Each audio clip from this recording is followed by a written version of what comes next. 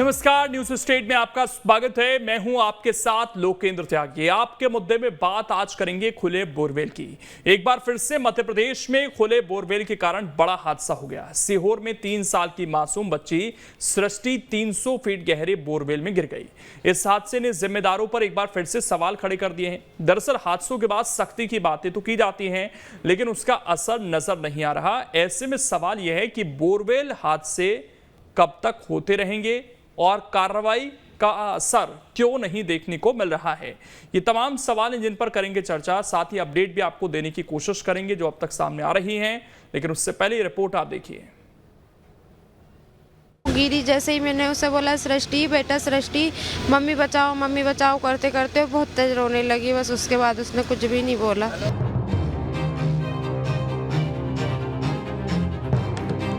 मध्य प्रदेश में मासूमों के बोरवेल में गिरने की घटनाएं थमने का नाम नहीं ले रही हैं। सीहोर में 3 साल की मासूम सृष्टि खेलते खेलते 300 फीट गहरे बोरवेल में गिर गई। मंगलवार को बच्ची 30 फीट की गहराई में फंसी थी, लेकिन बुधवार को वो 100 फीट की गहराई तक चली गई। इस हादसे के बाद जहां पूरे देश को सदमा लगा है, वहीं इस बोरवेल हादसे ने जिम्मेदारों पर बड़े सवाल खड़े कर दिए हैं।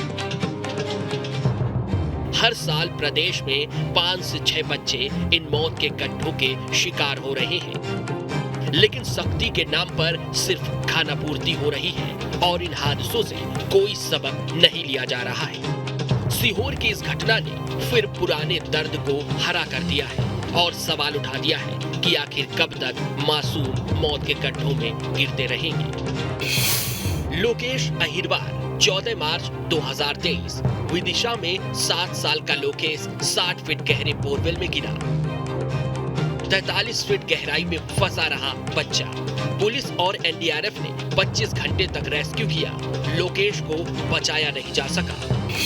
नैन्सी विश्वकर्मा 26 फरवरी 2023 छतरपुर में 4 साल की नैन्सी विश्वकर्मा बोरवेल में गिरी। 30 फीट गहरे बोरवेल में गिरी थी नैन्सी। 4 घंटे के रेस्क्यू ऑपरेशन में सकुशल निकाल लिया गया। तन्मय 5 दिसंबर 2022 बैतूल के मांडवी गांव में 8 साल का बच्चा बोरवेल में गिरा। खेलते खेलते 400 फीट गहरे बोरवेल में गिर गया था तन्मय। 84 घंटे के रेस्क्यू ऑपरेशन के बाद भी नहीं बचाई जा सकी जान। दीपेंद्र यादव 29 जून 2022 छतरपुर के पठापुर गांव में 4 साल का मासूम बोरवेल में गिरा। 25 फीट की गहराई में फंसा था बच्चा। 7 घंटे के रेस्क्यू ऑपरेशन के बाद मासूम को बचाया जा सका। राहुल साहू 10 जून 2022 जांजगीर चांपा में 10 साल का राहुल साहू बोरवेल में गिरा। 60 फीट गहरे बोरवेल में गिरा था राहुल। 4 दिनों तक आधा पानी में डूबा रहा। 105 घंटे के रेस्क्यू ऑपरेशन के बाद बचाया गया। प्रिंस 27 फरवरी 2022 दमोह में 2 साल का बच्चा 300 फीट गहरे बोरवेल में गिरा। 6 घंटे के रेस्क्यू ऑपरेशन में बच्चे को निकाला गया, बच्चे को बचाया नहीं जा सका। एक के बाद एक ऐसी कई घटनाएं हैं जो जिम्मेदारों पर सवाल खड़े करती हैं। जब कोई घटना होती है तो सख्ती की बात की जाती है, लेकिन समय बीत जाने के बाद फिर वही ढिलमुल रवैया। आखिर क्यों सरकार इन मौत के गड्ढों को लेकर ठोस प्लान नहीं बना पा रही है? कब तक यूं ही मासूम बच्चे मौत के गड्ढों में गिरते रहेंगे? Team news state. तो ये सवाल तो है कि मासूम कब तक गिरते रहेंगे, और ऐसे मासूम आज हमारे साथ मौजूद भी हैं जो इन परिस्थितियों से निकलकर सामने आए हैं। उनके परिवार वाले भी हैं जो इन चीज़ों को बेहतर तरीके से समझ सकते हैं। हमारे साथ राहुल साहू का परिवार है इस वक्त, जिनका रेस्क्यू बहुत लंबे समय तक चला था और अंततः वो बच गए थे। इसके अलावा जितेंद्र यादव छतरपुर से हमारे साथ जुड़ेंगे, उनका भी रेस्क्यू लंबे समय तक चला था, वो भी बच गए थे। 2 खास मेहमान भी हमारे साथ retired brigadier BK Khanna ji हैं, पूर्व अधिकारी हैं एनडीआरएफ के, और डॉक्टर नवीन भटनागर जी हैं, पूर्व DIG हैं एनडीआरएफ के। आपका बहुत बहुत स्वागत है। सबसे पहले मैं राहुल के परिवार के पास जा रहा हूं। आपसे मैं यही जानना चाहूँगा कि अभी राहुल क्या पहले की तरह नॉर्मल हो गया है, और वो जो आप लोगों का समय गुजरा था, क्योंकि आज एक और परिवार उसी पीड़ा में है, आप शायद उसको बेहतर समझ सकते हैं कि वो दुख कितना बड़ा होता है। और बहुत लंबा रेस्क्यू ऑपरेशन राहुल का भी चला था, थोड़ा उस समय के बारे में बताइए आप दोनों। हाँ जी सर, हमारे अब उस समय का वक्त बहुत ही खराब था सर, और उस समय का माहौल, उस समय दर्द हम ही लोग समझ सकते हैं। और पूरा इतना मतलब दर्द था कि बहुत ही दर्द था। और ऐसे मतलब नादान बच्चा, छोटा सा बच्चा जब बोरवेल में गिर जाए, उस माँ बाप का हालात अब ऊपर वाला ही समझ सकता है सर। और अभी तो ठीक है बच्चा हमारा। ये भी बताया गया था मैम उस समय कि राहुल को काफ़ी ज़्यादा चोट आई थी और इसलिए लंबे समय तक वो अस्पताल में भर्ती रहा था। जो शरीर है उसका कट गया था बुरी तरीके से, और नीचे इतनी देर तक पानी में रहना, उसका कोई इफेक्ट उसके शरीर पर है या बिल्कुल सामान्य हो गई ये चीज़ें? हाँ, उस समय बहुत चोट आया था सर, और अभी भी उसका पूरा निशान है, अभी पूरा मतलब पूरा मिटा नहीं है। और बच्चा ठीक है, जैसे था वैसे ही है ना अभी। कुछ बता पाता है राहुल पहले कि से उसको डर लगा था, वो इतने लंबे समय तक अंदर रहा? क्योंकि ये भी बताया गया था कि वहां सांप भी थे और भी कई तरह के जानवर भी थे अंदर जब राहुल अंदर फंसा हुआ था। तो कुछ उसने बताया, आप लोगों से कभी बातचीत की? क्योंकि राहुल के बारे में बताया जाता है स्पेशल चाइल्ड है, बहुत ज्यादा बताता नहीं है चीजों को, लेकिन इस बारे में कभी उससे बात की आप लोगों ने? हाँ, बात करते हैं सर, लेकिन वो नहीं बता पाता है, वो बोल नहीं पाता है सर। कुछ पूछते हैं कि ऐसा गड्ढा में गिर गया था, बोलता है तो हाँ ऐसे बोलता है, और कुछ नहीं बता पाता है वो। एक चीज और मैं आपसे जानना चाहता हूं कि जब राहुल का ये केस सामने आया था तो कई वादे भी किए गए होंगे आपसे उस समय, क्योंकि अक्सर क्या होता है कि जब इस तरह के मामले सामने आते हैं तो नेता पहुंचते हैं, वादे कर देते हैं। आप लोगों से कुछ वादे ऐसे हुए थे इसकी पढ़ाई को लेकर, इसके इलाज को लेकर, और क्या वो पूरे हुए हैं अभी तक? हाँ जी सर, वादे किए थे कि उसका पढ़ाई लिखाई पूरा खर्चा उठाएंगे। हाँ, पढ़ रहा है बच्चा हमारा रायपुर के, पूरा उसका इलाज भी चल रहा है और उसका स्पीच थेरेपी भी हो रहा है। जैसे बोले थे हमारे मुख्यमंत्री ने, वैसे ही पूरा हो रहा है। उसका इलाज वगैरह, पढ़ाई लिखाई पूरा खर्चा उठा रहा है सर। चलिए, अच्छी बात है, आप दोनों बने रहिएगा। राहुल भी बना हुआ है हमारे साथ। नीलम के पास में आ रहा हूं। नीलम, अभी अपडेट क्या है मौके से आपके पास, और क्या अब केवल इंतजार सुबह का ही है जिसमें ये कहा जा रहा है कि हम रोबोट्स की मदद लेंगे, या इस बीच ये जो अभी हमारे पास 10-12 घंटे हैं इनमें क्या कोशिशें की जाएंगी बच्ची को बाहर लाने के लिए? जी बिल्कुल, देखिए ये प्रोसीजर तो शुरू कर दी गई है कि रोबोट्स जो हैं वो महाराष्ट्र से जल्द जो है सीहोर आ सके। वहीं अगर हम रेस्क्यू ऑपरेशन की बात करते हैं लोकेंद्र, तो आप ये देखिए कि टनल के ज़रिए जो है लगातार कोशिश की जा रही है कि टनल बनाई जा सके। यहाँ पर लगातार जो है टनल खोदने की जेसीबी के ज़रिए कोशिशें की जा रही है। दिन के समय इस काम को थोड़ी देर के लिए रोक दिया गया था, पर एक बार फिर से जो है ये काम लगातार जो है शुरू कर दिया गया है। अगर हम अभी की बात करें तो करीब 35 फीट के आसपास का ये गड्ढा खोदा जा सका है, पर करीब क्योंकि 100 फीट के आसपास बच्ची फंसी हुई है और उतना बड़ा टनल खोदना बेहद ही मुश्किल भरा काम है। और इसीलिए भी ये मुश्किल बढ़ जाती है क्योंकि यहाँ पर जो पत्थर है वो काफ़ी ज़्यादा हार्ड है, पथरीली पूरी ज़मीन है, और रेस्क्यू ऑपरेशन में इसीलिए सबसे ज़्यादा वक्त लग रहा है। वहीं अगर हम बात करें बोरवेल के गड्ढे की जहाँ से बच्ची गिरी थी, तो दिन भर ये कोशिशें की गई कि उस गड्ढे के जरिए ही बच्ची को ऊपर लाया जा सके, पर वो कोशिश जो है नाकाम रही। सेना की टीम भी यहाँ पर जो है मौजूद है, इसके अलावा 2 एक्सपर्ट्स की टीम भी यहाँ पर मौजूद है कि किस तरह से कोशिश की जा सकती है। तो ऐसा नहीं है कि हाथ पे हाथ धरा जो है सुबह का इंतजार किया जा रहा हो, बिल्कुल ऐसा नहीं है। टनल खोदने का काम भी लगातार जारी है, एक्सपर्ट लगातार जो है नजर बनाए हुए हैं, सेना की टीम भी निरीक्षण कर रही है, और बच्ची तक ऑक्सीजन सप्लाई भी लगातार की जा रही है ताकि बच्ची को जो है ऑक्सीजन को लेकर के किसी तरह की समस्या ना हो। अब ये देखने वाली बात होगी कि ये रेस्क्यू ऑपरेशन और कितना लंबा चल सकता है। हालांकि अब जो सबसे ज़्यादा उम्मीद जताई जा रही है वो रोबोट्स से जताई जा रही है जो महाराष्ट्र से आने वाले हैं। हालांकि उन्हें आने में कल सुबह तक का वक्त लग सकता है, और जो जानकारी हमें मिली है कि उन रोबोट्स को जो है बोरवेल के गड्ढे के जरिए नीचे बच्ची तक पहुंचाया जाएगा और फिर उसके जरिए उसे धीरे धीरे ऊपर लाया जाएगा। पर क्योंकि दूसरी रात है, ये तो सृष्टि के लिए भी बेहद जो है ये एक और काली रात साबित हो सकती है। साथ ही साथ उसके परिजनों के लिए भी ये बेहद जो है चिंता वाली रात है कि 2 रात से उनकी बच्ची जो है अंदर ही फंसी हुई है। रात में तो फिलहाल अब कुछ नहीं कहा जा सकता कि क्या सृष्टि ऊपर निकल सकती है, पूरी उम्मीद जो है अब सुबह पर ही है कि सुबह की जब किरणें आएंगी तो शायद वो परिवार के लिए, सृष्टि के लिए उम्मीद की किरणें बन के आ सकती है। वो आपका बहुत बहुत शुक्रिया नीलम जुड़ने के लिए, और आप लगातार वहां से रिपोर्ट कर रही हैं, जानकारी दे रही हैं। मौसम भी इसी तरह का बना हुआ है, कभी गर्मी है कभी हवा चल रही है। और भी मेहमान हमारे साथ, नवीन भटनागर जी, अब ये रोबोट की जो बात कही जा रही है, क्योंकि वहां पर साध्वी प्रज्ञा ठाकुर पहुंची हुई थी सांसद, उन्होंने ये जानकारी मीडिया को दी। इस टेक्नोलॉजी के बारे में आपसे थोड़ा समझना चाहेंगे, ये क्या टेक्नोलॉजी है? पहले भी ट्राई किया गया है, जो फेल हो गया था। यहीं पर एमपी भी था और उन्होंने काफ़ी प्रयास किया और वो सक्सेस नहीं हुआ। एक्चुअली रोबोट क्या है, वो एक छोटा सा एक इंस्ट्रूमेंट है, इंटेलिजेंस इंस्ट्रूमेंट है, और वो जब उसको नीचे डाला जाता है, उसके आर्म्स नीचे जाके खुल जाते हैं, खुल के वो ग्रिप कर लेते हैं। जो भी हमारा ऑब्जेक्ट होता है उसको ग्रिप कर लेते हैं और उसके बाद उनको पुली की मदद से ऊपर खींच लिया जाता है और निकल जाता है उससे। लेकिन अब वो पिछली बार किया था, उससे नहीं हुआ, अभी आ रहा है। हो सकता है उसमें कोई और उन्होंने इम्प्रूवमेंट किया है, क्योंकि इसमें ग्रिप बहुत ज़रूरी है और उसके साथ जो कॉर्ड लगती है, सेफ्टी कॉर्ड, वो बहुत ज़रूरी है। ऊपर ट्राइपॉड ज़रूरी है पुली के साथ, ताकि इजीली उसको जो है कम वेट सहन करते हुए उसको बाहर निकाल लिया जाए। और ये हो सकता है, जैसे ये 30 फीट पे थी बच्ची, अगर उस टाइम रोबोट लगा दिया जाता हुक की बजाय, तो ये 100% सेफली बाहर निकल जाती। लेकिन अगर ये हुक नहीं टूटता तो भी निकल सकती थी।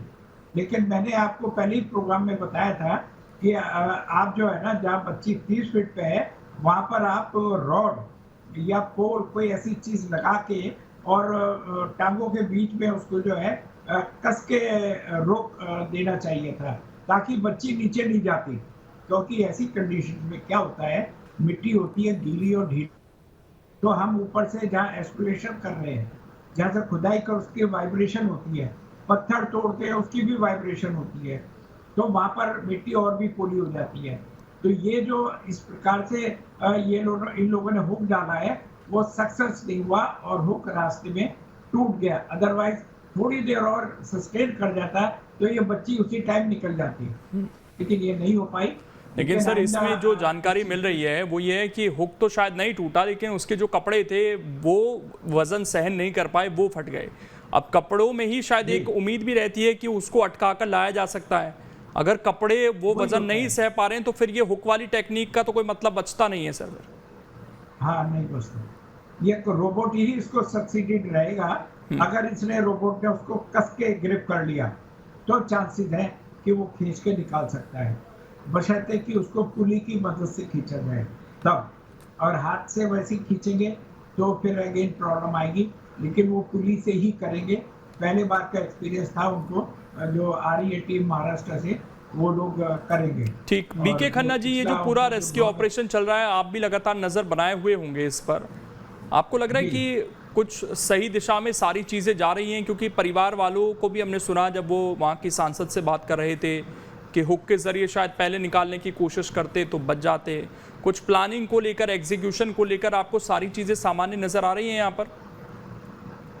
देखिए, एक तो सबसे बड़ी कमी मुझे ये लग रही है, उस बच्चे को अब तक आपने फीड नहीं दिया है, पानी, ग्लूकोज और लिक्विड डाइट। मैं भटनागर जी 1 मिनट आ रहा हूँ बस आपके पास, ये बीके खन्ना जी से सवाल था जी।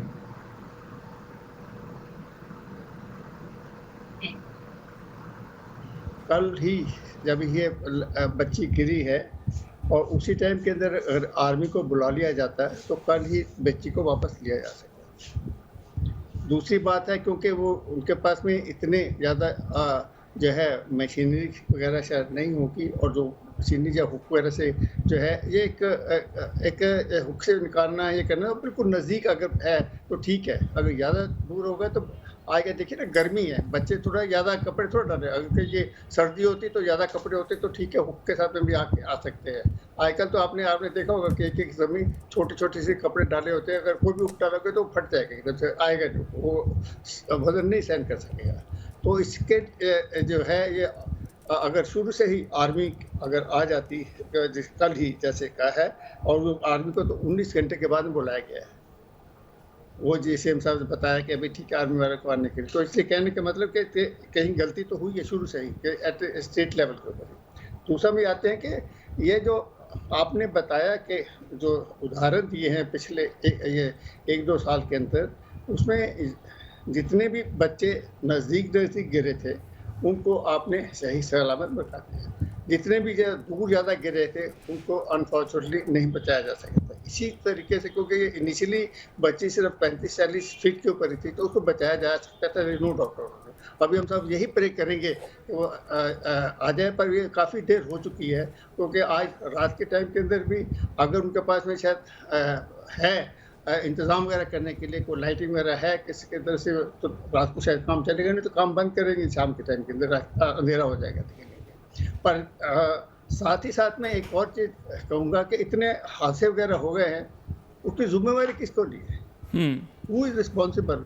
कोई डिजास्टर होता है उसकी अकाउंटेबिलिटी तो रखती नहीं।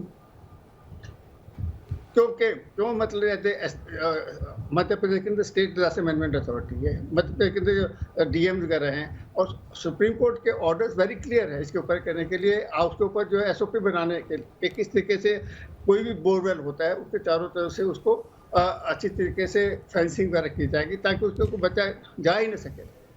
ठीक, मैं सर आपके पास लौट रहा हूं। बिल्कुल, ये जिम्मेदारी तो हम हर बार ये सवाल उठाते हैं और हमारे सहयोगी राधेश्याम भी इस वक्त हैं, वो जितेंद्र यादव के परिवार के साथ हैं छतरपुर से।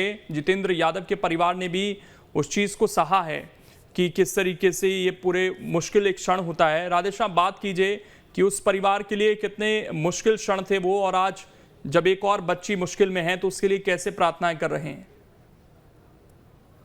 जी बिल्कुल, मैं बता दूं कि लगभग 1 साल हो चुका है। 1 साल पहले यही समय है, वो बरसात हो रही थी और दीपेंद्र जो नारायणपुर रोड का रहने वाला है, वो पठापुर में उसका कुआं है, तो कुआं पर वो खेती करने के संबंध में वो गया हुआ था, तो वहीं पे वो धोखे से बोरवेल में गिर जाता है। और फिर देखिए आपकी कितनी मशक्कत करनी पड़ी थी, कितनी मशक्कत के बाद जो है उसको बच्चे को निकाला गया था, और काफी रेस्क्यू में काफी परेशानी आई थी, क्योंकि उस समय हम बता दें आपको कि वहां पे पानी भी गिर रहा था, पानी काफी तेज पानी था, तो रेस्क्यू करने में काफी समस्याएं आ रही थी। फिर भी छतरपुर प्रशासनिक अधिकारियों ने और राजनेताओं ने और यहाँ की स्थानीय जनता ने भरपूर सहयोग किया और दीपेंद्र को बचा लिया गया था। क्योंकि खास बात यह है कि दीपेंद्र भी बच्चा समझदार था, जैसे ही बच्चा उसमें बोरवेल में गिरा तो उसने आवाज लगाई, तो उनके जो चाचा हैं, चाचा वो दौड़े और उन्होंने सूचना दी, प्रशासनिक अधिकारी को सूचना दी, तो आनंद फानन में बच्चे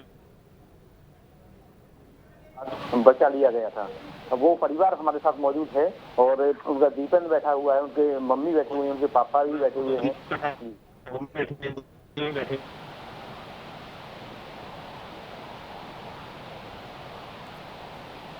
बिल्कुल, मैं लौटता हूं आपके पास। हमारे साथ दीपक जी भी जुड़ गए हैं, रोबोटिक एक्सपर्ट हैं। दीपक जी, रोबोट्स किस तरीके से मदद कर सकते हैं इस पूरे ऑपरेशन में?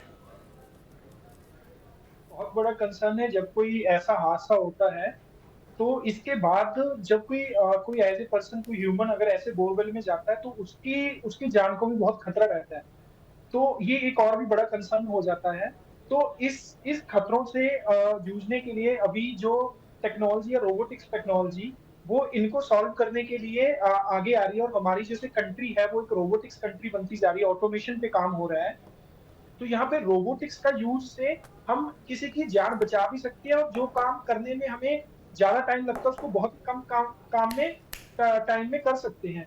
तो रोबोटिक्स कैसे वर्क करता है इसमें, तो मैं बताता हूँ। रोबोट जो है एक ह्यूमन मशीन की तरह काम करता है, एक ह्यूमन की शेप और जो एक मशीन होती है, क्योंकि मशीन में हम किसी भी ऐसे खतरे से उसमें उतार सकते हैं, किसी भी ऐसी सिचुएशन में। तो रोबोट एक ऑटोमेशन टेक्नोलॉजी पे काम करते हैं, जो अगर हम बोरवेल की एग्जांपल लें तो बोरवेल में एज ए रोबोटिक आर्म वो जा सकते हैं। जैसे मैं आपको एक छोटा सा प्रोटोटाइप दिखाता हूँ, ये मेरे पास मौजूद है, जो हम अपनी कंपनी में डेवलप कर रहे हैं। ये एक ह्यूमन आर्म की तरह ही ये एक रोबोटिक आर्म हमने बनाई है, तो इसमें सर्वो मोटर्स लगी होती हैं।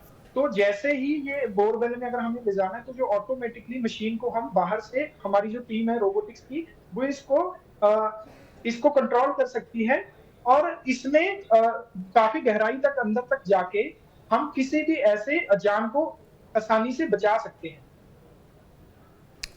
ठीक है सर, आपसे और समझने की कोशिश करेंगे इन चीज़ों के बारे में, लेकिन छोटा सा ब्रेक यहाँ पर लेना है और उसके बाद और भी लोग हमारे साथ जुड़ रहे हैं, उनसे भी बातचीत करेंगे। फिलहाल छोटा सा ब्रेक, जल्द वापस लौटेंगे।